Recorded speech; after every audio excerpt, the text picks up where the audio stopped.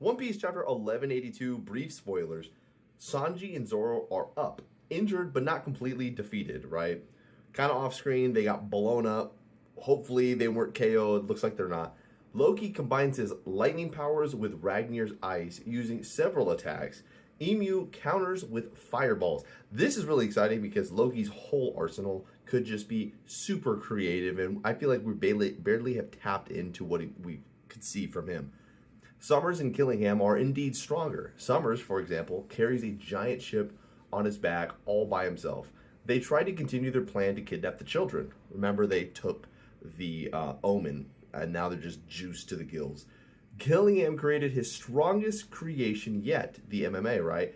Using the fear of his own dreams.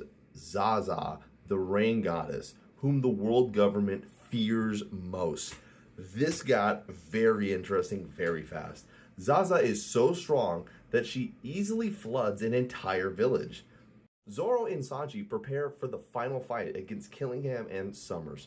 And we got a little bit of a description actually for the rain goddess Zaza. She has a tall hat, just like Emu, a flying ring behind her. Hence my suspicion, this is his running theme, right? That Luffy isn't fully awakened. And has rain symbols instead of what Emu has, which are the eyes. And the rain symbols are behind them, floating around them, like most of the awakened Zoans have, right? And I mean, the AI generated images that the fandom's already creating for her, I love. I kind of mess with this design, but they're really cool.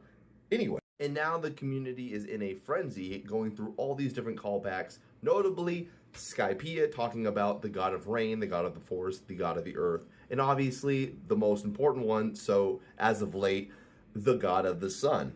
And while you would think that a lot of this is just the cultural references that each one of these, civilizations call to, the things that they observe and they worship, right? But now, not so much. It seems like there's a trend. And this trend continues in Fishman Island, right? With Zaza. You actually see the lettering here, right?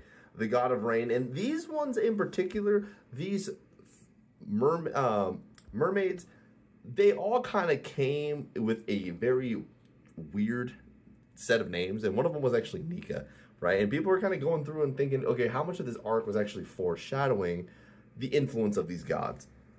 Anyway, crazy chapter. Kind of disappointed that we're not going straight into Luffy against Emu. I was really, on that. I was really invested in this. But taking a step back, this giant lore drop is really cool too. Seeing what happened with Zoro and Sanji is also really interesting.